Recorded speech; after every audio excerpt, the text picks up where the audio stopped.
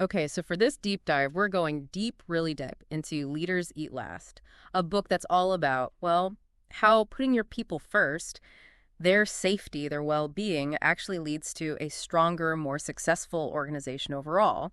It's about building what Simon Sinek calls this circle of safety. Right. And we've been through the book and, pulled out some of the most impactful points and real life examples so we can really dig into like why some organizations just nail that whole trust and cooperation thing while others, well, they struggle. And hopefully by the end, you'll have some takeaways that you can use, wherever you are in an organization to create or help create a better, more rewarding work environment. Yeah, we're going right to the source here, using the stories, the studies, the observations that Sinek lays out in the book. And we're going to touch on some pretty deep stuff like actual biology, talking about oxytocin, dopamine, serotonin, even cortisol, the chemicals in our brains to understand how they play into trust and how we work together. We'll also look at how leaders shape the culture of a whole organization, why integrity and empathy are so crucial, the problem with thinking in abstract terms, and the dangers of just chasing short-term wins instead of investing in people. And ultimately, we're hoping to shine a light on how to become the kind of leader who builds that strong, solid circle of safety. So let's jump right in. The very first chapter, The Courage to Lead.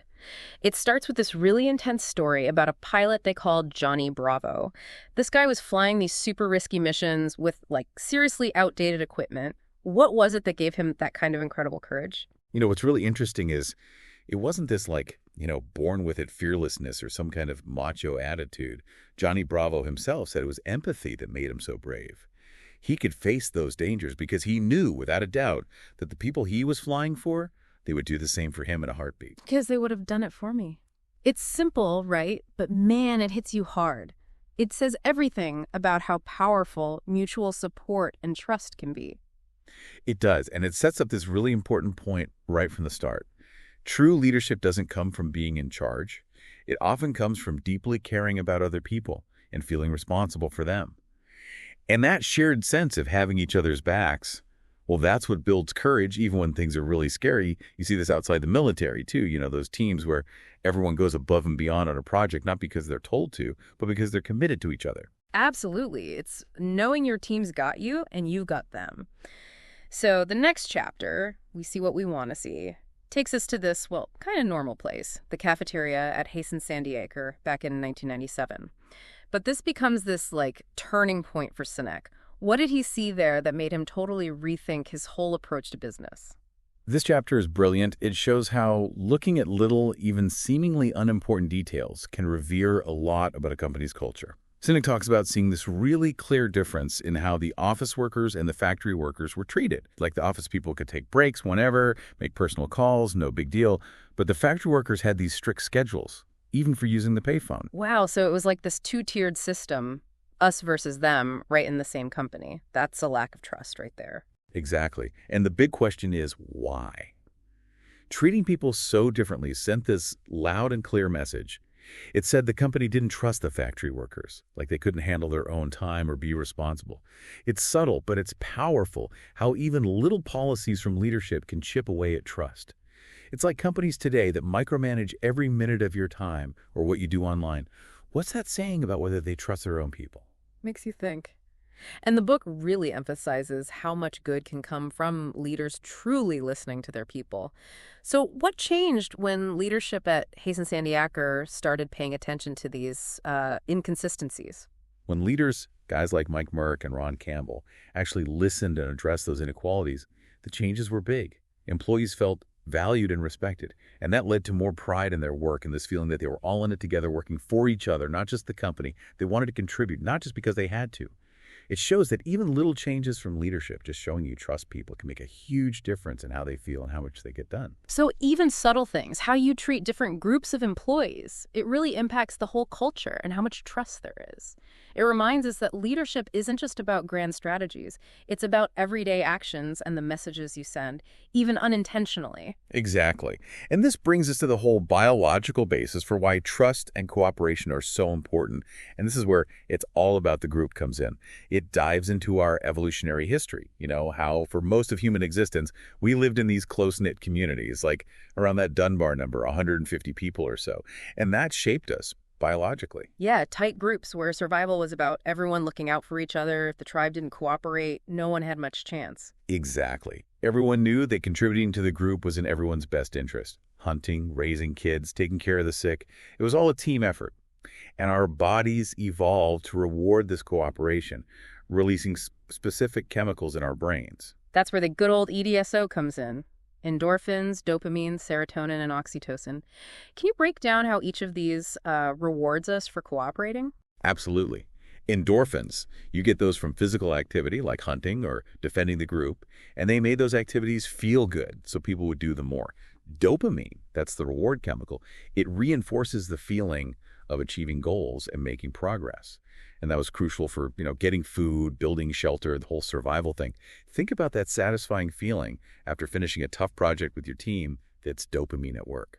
And then there's serotonin. It's connected to social dynamics, that pride you feel when others in your group do well, or when you earn the respect of your leaders. Like the book describes a marathon runner pushing through the pain because they know their friends and family are cheering for them. That social recognition keeps them going. Right. That feeling of being recognized and contributing to the group is so powerful for motivation and for resilience. And then there's oxytocin. It's often called the trust hormone or even the love hormone, and it gets released through acts of kindness, generosity, physical touch, even shared experiences. It strengthens those social bonds and makes us more cooperative and empathetic. Like the book is this simple example of someone helping a friend carry groceries. Even a small act of generosity like that triggers oxytocin in both people, even those who just see it, and it creates this ripple effect of positive social connection. Wow, it's crazy to think how these chemicals have been hardwired into us for like thousands of years just to help us stick together.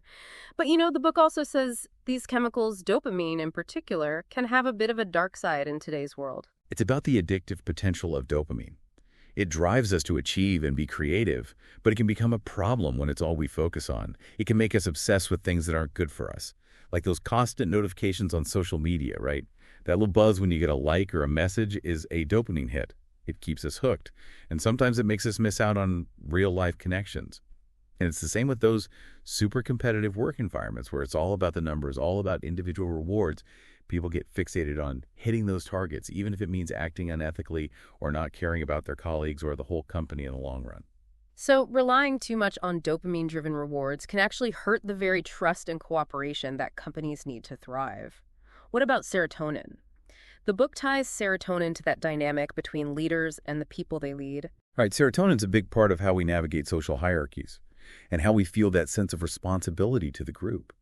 It gives leaders confidence and a sense of purpose in taking care of their people, and it also creates that respect and loyalty in followers towards leaders who are good and fair. Like running a marathon for your supporters. That runner isn't just driven by personal achievement, that's dopamine, but also by the desire to make their supporters proud and live up to their expectations. That's serotonin. It's about social standing and feeling valued by the group. So what happens when that circle of safety, the one we talked about earlier, is weak or just not there? How does that mess with our internal chemistry? That's where cortisol comes in, the stress hormone. When you feel unsafe, threatened, or constantly undervalued at work, your cortisol levels go up. And here's the thing, high cortisol actually blocks the release of oxytocin, the chemical that promotes empathy, trust, and cooperation. So a weak or non-existent circle of safety creates this bad cycle. People become more self-protective, less empathetic, and they care less about the good of the group or the success of the organization. The book makes this comparison to mountain climbers adapting to the extreme conditions on Everest. They can survive that harsh environment, but it takes a toll on their ability to connect with others and prioritize the group. The book also talks about the cost of leadership. What's that all about from a biological perspective? The perks that often come with leadership, higher status, more influence, greater resources, they come with an expectation. Our evolutionary history tells us that leaders should prioritize the group's safety and well-being, even if it means risking themselves. That boost of serotonin and confidence that often comes with leadership, it comes with a responsibility to be the first one facing danger, the one making sacrifices when the group's threatened. The book puts it really well. The cost of leadership is self-interest. It's about putting the group's needs ahead of your own. It makes sense. Real leaders earn their place not by promoting themselves, but by being willing to put the needs and safety of the group first, even if it means putting themselves on the line. The book also mentions how status and wealth can be misused when this principle is forgotten. That's right. When people don't see status and wealth as being earned through real sacrifice and genuine contributions to the group, it breeds resentment, distrust, and ultimately it tears the group apart. People can tell when leaders are just serving themselves. And in the end, the real power is with the group. They'll eventually see through self-serving leaders and look for those who truly care about their needs and show a real commitment to the circle of safety. So the big takeaway here is that we're wired, deeply wired, for cooperation and trust within our group. Leaders have to understand these basic human instincts and work to encourage them. Putting too much emphasis on individual achievement and just focusing on those dopamine rewards can actually wreck the trust and collaboration a company needs to be strong and resilient. Definitely. And this takes us to the EDSO Revisited chapter, where the book recaps how important endorphins, dopamine, serotonin, and oxytocin are for both individual and group success. It really highlights how crucial oxytocin is for building those strong bonds of trust. That trust is the foundation for good teamwork, problem solving, and making real progress. When people trust each other, they're more willing to take risks, share ideas openly, and work together effectively towards common goals. So it's not just about blindly following the rules, right? There's that example in the book about the air traffic controller who broke protocol to prevent a disaster and save lives. Yeah, that story really shows what true trust is all about. We trust people not just to follow the rules, but to use their judgment, their expertise, and their sense of right and wrong to know when it's okay to break those rules for a greater good. In the case of Flight KH-209, the air traffic controller, he made this courageous decision to disregard standard procedures because he believed it was the best way to keep those passengers safe, and he saved 126 lives because of it. That level of trust goes beyond just doing what you're told. It means believing in someone's competence and their ethical commitment. And then the book brings up this strange kind of paradox, how all our modern progress, stuff that's supposed to improve our lives and connect us, has actually made it harder to trust and cooperate in some ways. It's a really interesting point. We're so focused on progress and efficiency in the developed world that in some ways it's made us feel more isolated, stressed, and less connected to our communities. Just look at the self-help industry. It's huge, worth billions of dollars. And that might be a sign that we're always looking for individual solutions to problems that are really about us being social creatures who need strong, supportive relationships. The book compares this to the amazing unity and shared sacrifice that people felt during World War II. That was probably the biggest and most deeply felt circle of safety in recent history. Exactly. The support for the war effort was overwhelming. People believed in serving a common cause, and everyone made sacrifices, from rationing to enlisting. It created this powerful feeling of belonging and shared purpose. Almost everyone felt deeply connected to something bigger than themselves and willing to contribute to the common good. And then there's this big shift that happened with the baby boomers, mostly because of the incredible economic growth and prosperity they experienced. Yeah, the boomers grew up in a time of incredible wealth, so different from the hardships and sacrifices their parents went through. And it led to a change in values. Individual achievement and material success became more important, and the idea of service to others that was so central to the greatest generation, well, that started to fade. And this focus on the individual started to influence everything, even the way businesses were run. And that shift had a huge impact on how businesses operated, right? The focus went from long-term stability and taking care of employees to making money for shareholders as quickly as possible. Right. Economic theories that became popular in the late 70s and 80s focused on maximizing shareholder returns, often at the expense of employees and the wider community. The idea of serving yourself became more important than serving others in the business world, leading to a more transactional, less personal way of managing people. The book points to a big turning point in this shift. Reagan firing those air traffic controllers who went on strike in 1981. While it was a specific labor dispute, the book says it had much wider consequences. It sent this message to business leaders that it was okay to put short-term profits first, even if it meant breaking agreements and firing a ton of people. It weakened the trust between employers and employees and led to a time when people felt a lot less secure in their jobs. It's scary to think how one event can change the way a whole economy works, making that trust and loyalty between companies and their people so fragile. It is. And when people feel like they might be replaced at any moment, it undermines their natural inclination to trust and cooperate. When employees don't feel like their leaders care about them in the long run, how can they be expected to be fully engaged, loyal, and willing to go the extra mile? That breakdown of the circle of safety really impacts morale, productivity, and even innovation. The book also brings up this idea that having too many resources can actually make us less willing to share and connect with others. Like when things are scarce, we have to cooperate to survive. But when we have plenty, we become more isolated. It's an interesting thought.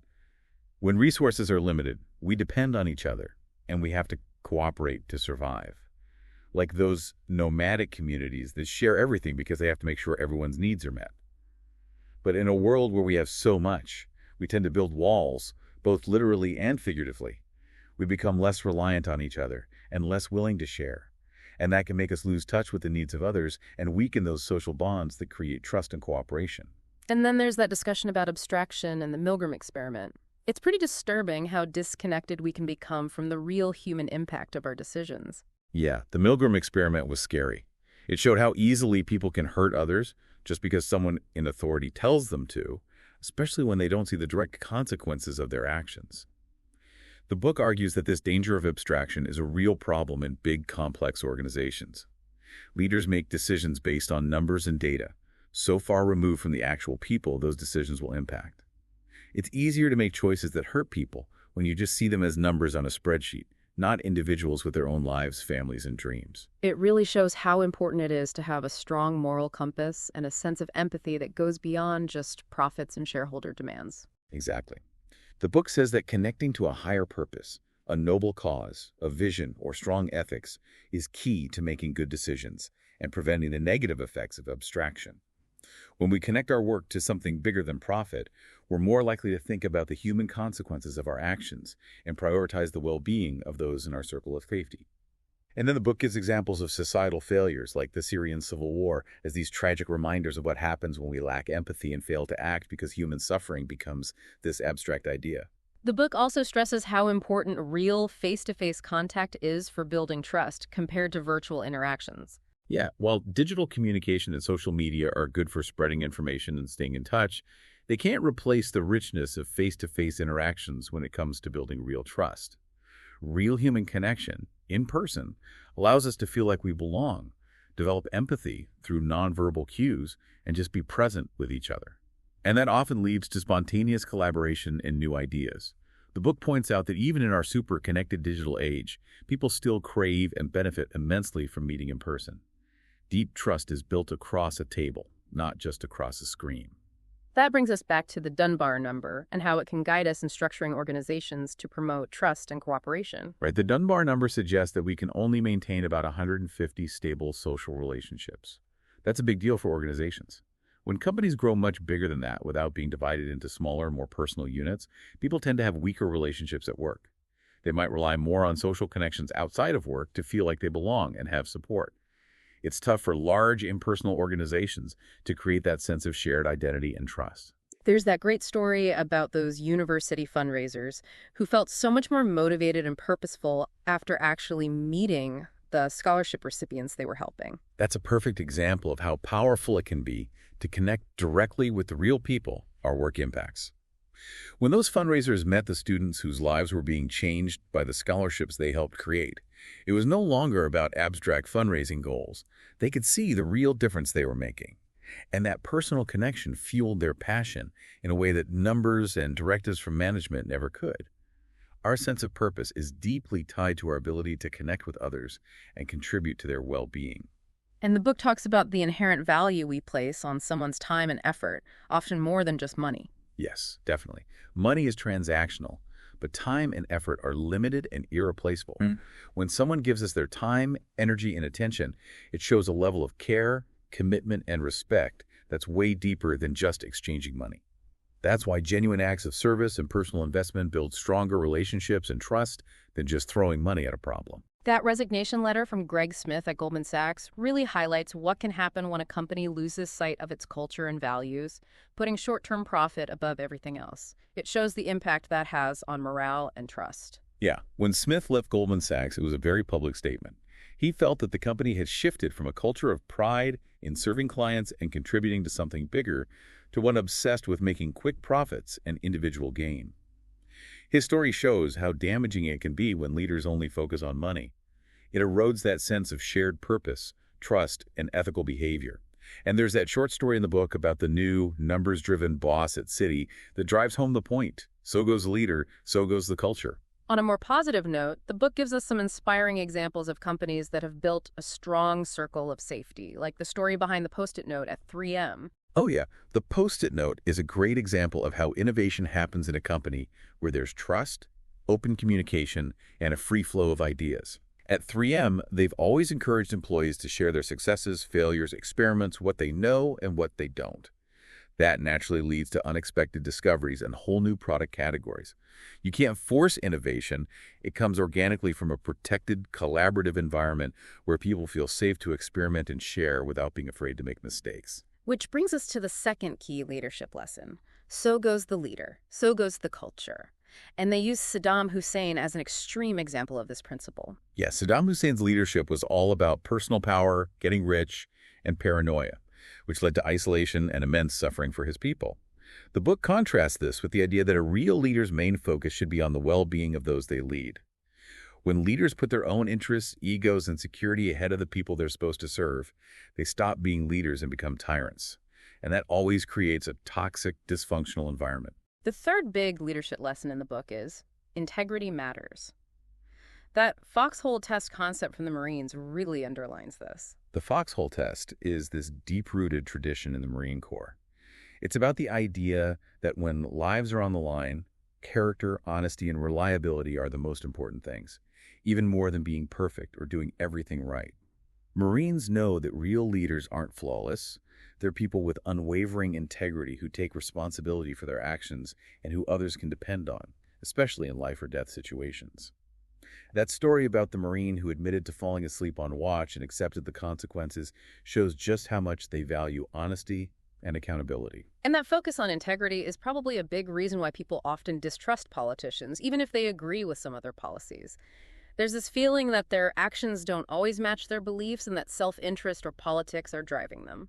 The book gives the example of Ron Paul, who, even though he had some controversial views, earned some trust because he stuck to his principles even when they were unpopular. It's about authenticity, knowing that a leader truly believes what they say and consistently acts on those beliefs, even when it's difficult or doesn't benefit them personally. The book argues that a leader's integrity, or lack of it, directly shapes the whole culture of an organization. Like with that bribery scandal at Ralph Lauren's company in Argentina, hypocritical leaders create hypocritical cultures where people cut corners and nobody trusts each other.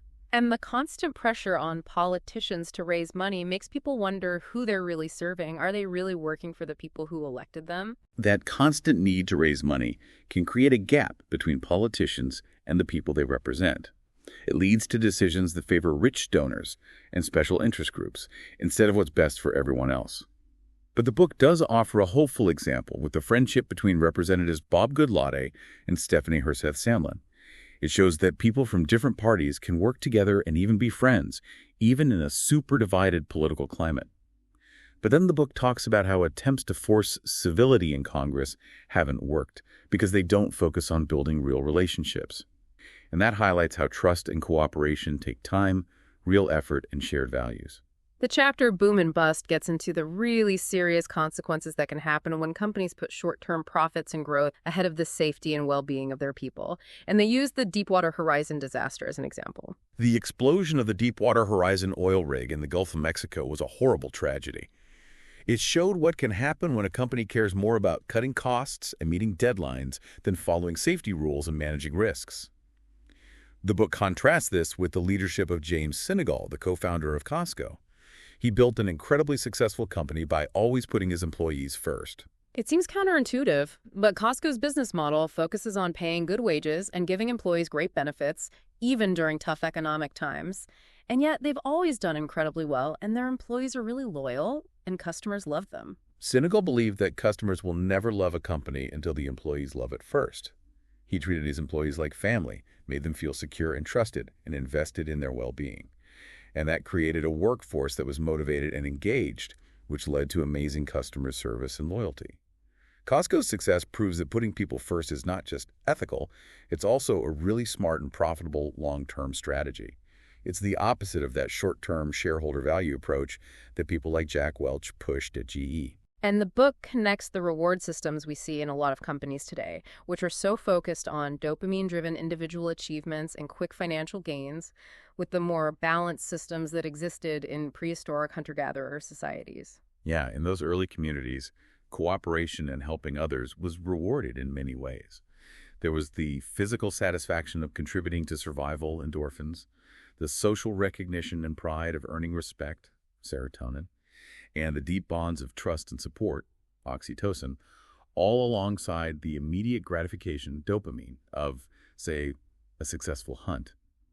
Modern business practices often overemphasize those dopamine-driven financial rewards and individual performance metrics, and they sometimes forget about those social bonds, that sense of shared purpose, and the long-term health of the company and its people. And the book uses the Glass-Steagall Act, which was meant to stop banks from taking too many risks, and how it was repealed before the 2008 financial crisis, as an example of what can happen when we prioritize profit over everything else. Getting rid of the Glass-Steagall Act, which had separated commercial and investment banking, basically allowed banks to take bigger risks and create those super complex financial instruments. This deregulation, which was driven by the desire for more profits and unchecked growth, is seen as a major cause of the 2008 crisis. It's a prime example of what can happen when we focus on short-term gains and believe that markets can regulate themselves, forgetting about regulations and long-term stability. And the book talks about the unintended consequences of this destructive abundance that came from the good intentions of previous generations. It's led to a society where we're constantly bombarded with digital stimulation and this endless pursuit of more, and it's hijacking our natural reward systems. And this constant digital stimulation is having a huge effect on younger generations. It might be making them more impatient, more lonely, and making it harder for them to find fulfillment in hard work and serving others. The book raises some serious concerns that the constant dopamine hits from social media, online interaction, and easy entertainment might be replacing the deeper fulfillment that comes from real relationships, challenging but meaningful work, and contributing to your community. This constant digital stimulation might also be shortening attention spans, promoting instant gratification, and making it difficult for younger generations to develop the patience and resilience they need to face long-term challenges and experience the deep satisfaction of hard work and genuine service. That analogy of the sick gazelle in the book really captures that feeling of desperation and isolation when people are left to fend for themselves in a hyper-competitive environment where there's no circle of safety. And research has even shown a connection between excessive Facebook use and lower life satisfaction. It seems those virtual connections can't always replace real face-to-face relationships. It's a bit of a bleak picture of the me generation and what the book calls the distracted generation. So what's the way forward? The book ends with a chapter called Step 12, Becoming a Leader, and it makes this surprising comparison to recovering from addiction. It argues that the key to overcoming our addiction to those dopamine-driven rewards at work and creating healthier, more sustainable work cultures is to focus on serving others. It's like the 12th step of Alcoholics Anonymous. But it's not about serving abstract ideas like the customer or the shareholder. It's about focusing on the actual people we work with every day. It's about empathy, offering support, and putting their well-being first. So it's about intentionally shifting our focus from just getting ahead and hitting targets to genuinely caring for and supporting the people around us at work. That's it. Just like sponsors an AA guide and support people in recovery, mentorship and caring relationships at work can help people break free from bad habits and find more meaning in what they do. Those positive social rewards, the serotonin, can make a big difference. And when we do things for others, we release oxytocin, which strengthens trust and can actually stop those toxic dopamine-driven cultures from taking root. The things we can't always measure, like trust, loyalty, and even love, which are so strong in places like the Marine Corps, they protect us from the addictive pull of just chasing rewards. The book has a lot of data and real-world examples, highlighting leaders like Charlie Kim at NextJump, Bob Chapman at Barry Wemmeler, and, as we've already talked about, James Sinek at Costco. They've all shown the benefits of leading with the focus on people and building a strong circle of safety. And these leaders consistently show that prioritizing employee well-being, creating a secure and trusting environment, and emphasizing a shared purpose leads to more success, resilience, and innovation in the long run than just focusing on results at any cost. That thrill of getting quick results, like what Jack Welch did at GE, might seem appealing at first, but in the long run, it's the people-centric leadership style, like Jim Sinek at Costco, that builds a stronger and more resilient organization. The book says we have to choose between a volatile, self-serving model and a sustainable, people-centric approach that truly cares about both the organization and the people in it. So as we wrap up this deep dive into Leaders Eat Last, we've explored our basic human need for safety and belonging, how those chemicals in our brains shape our behavior and the culture of our workplaces, and how crucial it is for leaders to actively build trust, empathy, and a strong circle of safety. We've also looked at the dangers of focusing too much on money and abstract goals instead of the people in our organizations, and how serving others can be a powerful antidote to just looking out for ourselves. The big takeaway from Leaders Eat Last is that true leadership isn't about getting ahead or hitting targets no matter what. It's about the responsibility to create and nurture that circle of safety, where everyone feels valued, protected, and inspired to work together for a common goal that benefits everyone. And with that in mind, we'll leave you with this. Think about your own work environment or any group you belong to. How strong is your circle of safety? What small but meaningful changes could you or your leaders make to strengthen trust and create a greater sense of belonging and support? Think about those different leadership examples we talked about and consider which model really resonates with you and your values. Thanks for joining us on this deep dive into Leaders Eat Last. We hope you keep thinking about these ideas and how they apply to your own life and work. And remember how important it is to put people first. It's the key to creating more effective, fulfilling, and successful environments for everyone.